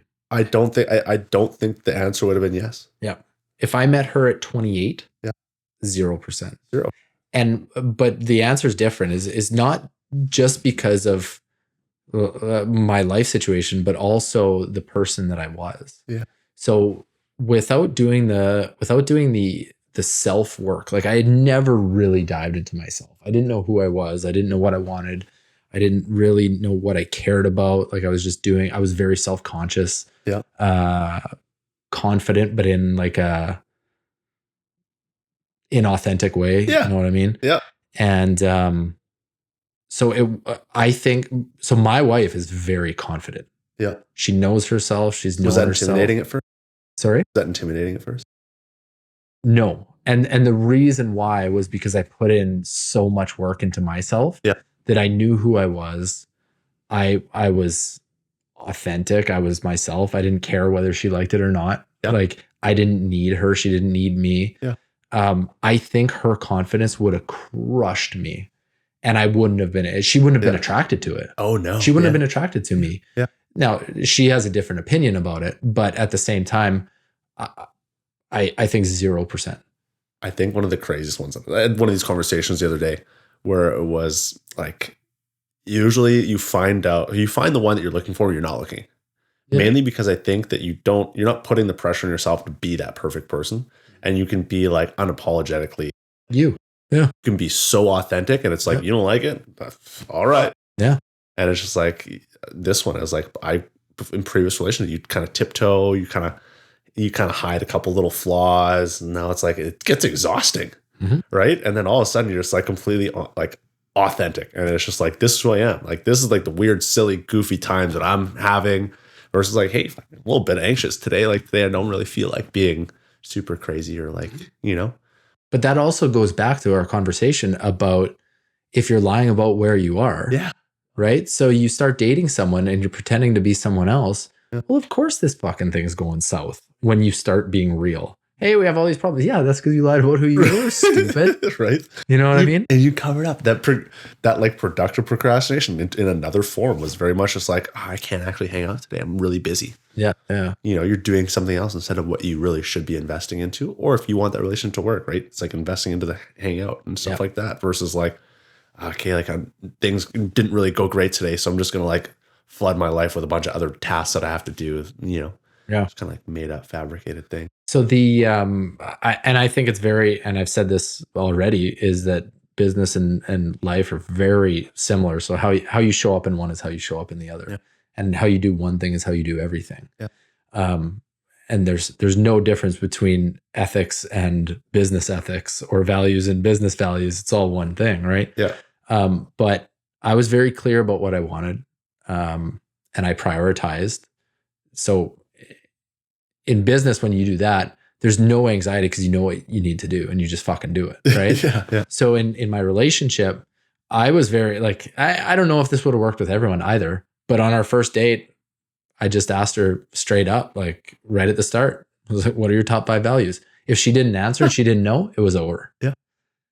She knew right away. She's like, well, this is number 1 and this is why. And she went through that. And I was like, what the hell? My second question was, how's your relationship with your father? Yeah. And she was like, my dad, I love my dad, blah, blah, blah, blah, blah. This is who he is, blah, blah. And she went on and she's a talker. Yeah. And then, so I had to regroup and say, I didn't ask who your dad was. Yeah. I asked how your relationship with him. How was it growing up? What did he teach you? How much time did you spend it? You know, all that stuff. Yeah. And she thought about it for a while. And oh, well, this is this, and this is how, and this is what he taught me. And this is, I love this and blah, blah, blah. And I was just like, okay. All right. Like this is someone who's aware of themselves, that has taken time to think, that can think about things and think constructively. And, you know, it was very refreshing. And just like those questions early on were just so important. Would it work for everyone in every situation? Probably not. I don't know. It might scare someone off. But like balls to the wall. Like, all right, this is what it is. That's right. Like, do you have daddy issues? Exactly. Right. It's said differently. Yeah. So I was very clear about what I wanted. And that was, And so I, for people to get to know themselves, that is just like, it'll make their entire life better. Yeah. In all sorts of walks of life. I think also too, in the last little bit too, like the relationship's fairly new. It's 2-3 months now. Yeah. And like, just, I've never had like as many deep conversations in that sense where like it really digs a lot. Like you have to dig deep and like answer and think about these questions. And when you're answering authentically, not only to yourself, but also to a partner, I think it creates such a strong bond. Mm-hmm. And you really learn who the other person is. Right. Yeah. It's been, awesome. Yeah, so one thing I will say is that it is an adventure. Relationships are an adventure. Yeah. And there is nothing, sleep deprivation is a form of torture for a reason. Yeah.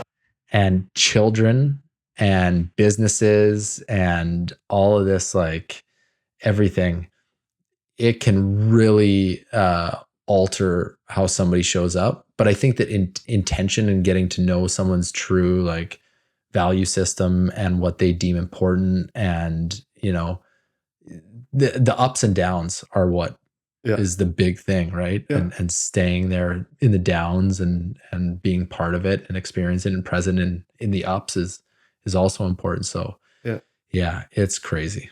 We're almost at 2 hours here. So Really? I mean, we've crushed this. Now we did touch on, you don't know what you don't know. Yeah. So you knew you were coming here. Is there anything that I didn't ask you that, is either very prevalent in your life that you've been thinking of that is important to you, whether it's in business or life, or just something that you wanted to ask? This was a great conversation itself. I think we touched on a lot of things on some good levels, some deeper, some little surface. Hey, this is what we do. Yeah. And then it's like, hey, this is what my deepest fears are. Yeah. No, so kind of all over the place, but I think it was a great conversation itself. Yeah. I appreciate you coming. And I think that what you're doing right now is something that anyone can learn from, as far as value stacking and finding value in places that the rest of the market isn't, the businesses that are either vertically integrated or complementary. I think that's huge, and I really compliment you on that. So I think realistically, if there's like anything on like the business side of it that I would kind of advise anybody is just think simple. Think like it doesn't have to be overly complex. It just has to be easy. It has to be quality, and just be very good at what you do. If you're gonna do it, just be the best. words from Ian Lee. We'll take it. We'll soundbite it, and it'll be perfect. I like it. Thanks so much for being here. I'm looking forward to hearing about the next iteration of the companies that come in and vertically integrate. And you're welcome back anytime. Appreciate it. Thank you so much. Thanks, man.